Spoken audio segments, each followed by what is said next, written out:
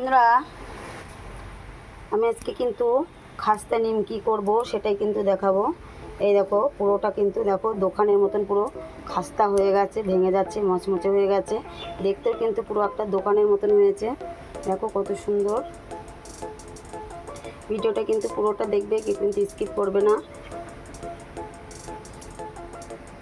এভাবে আমরা কিন্তু বাড়িতে বানিয়ে খেতে পারি, দোকানে কিন্তু আমাদের কেনা লাগে না। বাড়িতেই এভাবে বানিয়ে নিলে খেতে কিন্তু দুর্দান্ত হয় আর খুব সুন্দর, দেখতেও সুন্দর লাগে।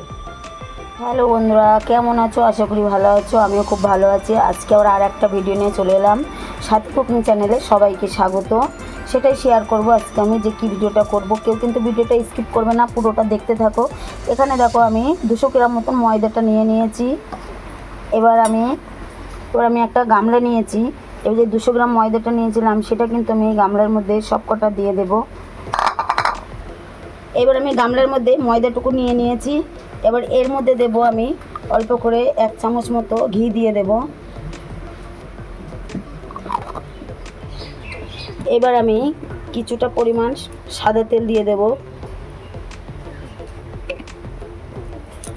এবার কয়েকটা আমি কালো জিরাটা দিয়ে দেব।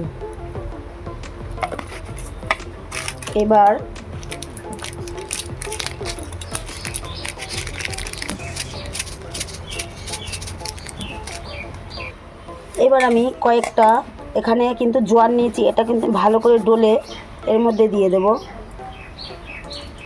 এবার অল্প পরিমাণ একটু লবণটা দিয়ে দেবো। এবার এটা ভালো করে আমি হাত দিয়ে ভালো করে মাখিয়ে নেব। যে সব কত উপকরণ দিয়েছি সেই সবকটাই কিন্তু ভালো করে মাখিয়ে নেব।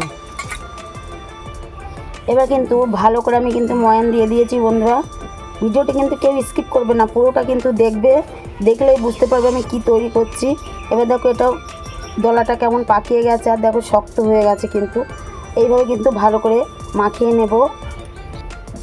আমার কিন্তু এটা ভালো করে ময়ান দেওয়া হয়ে গেছে। এবার আমি অল্প অল্প করে জল দেব আর এটা ভালো করে আমি কিন্তু এর সাথে মাখিয়ে নেব। অল্প অল্প করে জল দেব, বেশি করে জল দিলে কিন্তু একবারে কিন্তু নরম হয়ে যেতে পারে।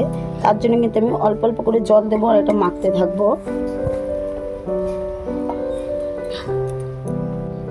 আমার কিন্তু ভালো করে ডোটা মাখা হয়ে গেছে।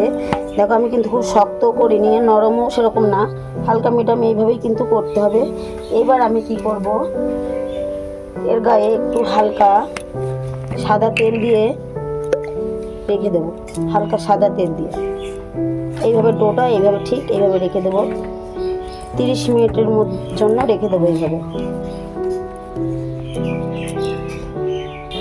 এবার কিন্তু আমি এটা ঢাকা দিয়ে রেখে দেবো 30 মিনিটের জন্য। এবার আমার কিন্তু 30 মিনিট পরে আমি এটা দেখব। দেখো কতটা নরম হয়েছে আর কত সুন্দর সুন্দর সফট টাইপের হয়েছে।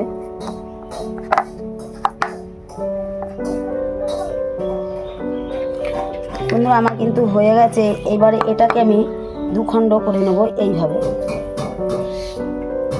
ঠিক এইভাবে করে নেব।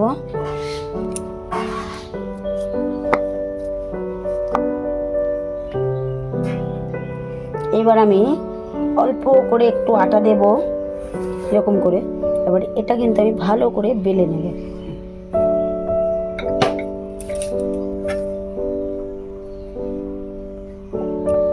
ঠিক একদম পাতলা করে বেলে নেব সবকটা। দেখো বন্ধুরা, আমার কিন্তু রুটিটা বেলা হয়ে গেছে। দেখো ঠিক এরকম করে আমি বেলে নিয়েছি, পাতলা করে পুরোটা রুটির মতন করে বেলে নিয়েছি।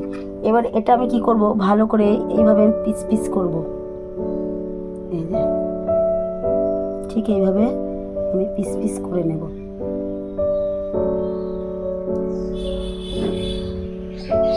সবকটা এইভাবে আমি পিস পিস করে নেব। দেখো আমার কিন্তু সব একরকমভাবে আমি কিন্তু সাইজ করে কেটে নিয়েছি। এবার আমি নিমকির আকারের সবকটা পিস করে নেব। ঠিক এইভাবে কেটে নেব সব একা বাঁকা টাইপের করে।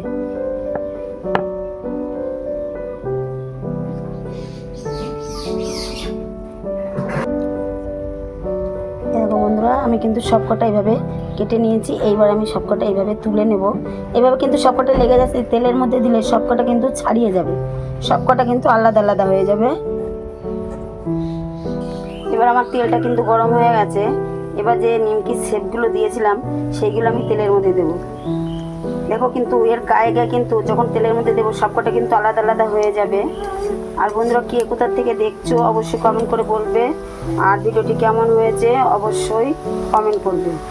আর আমার চ্যানেলে যদি নতুন হয়ে থাকো অবশ্যই চ্যানেলটিকে সাবস্ক্রাইব করে পাশে থাকবে।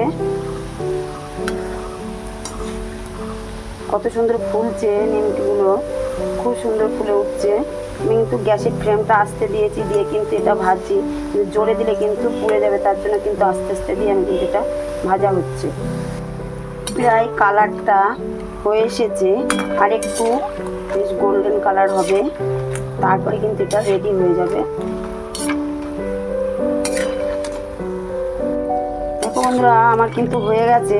এবার আমি সবকটা লাফিয়ে নেব। একদম পুরো দেখো দোকানের মতন খাস্তা নিমকির মতো হয়েছে পুরোটা।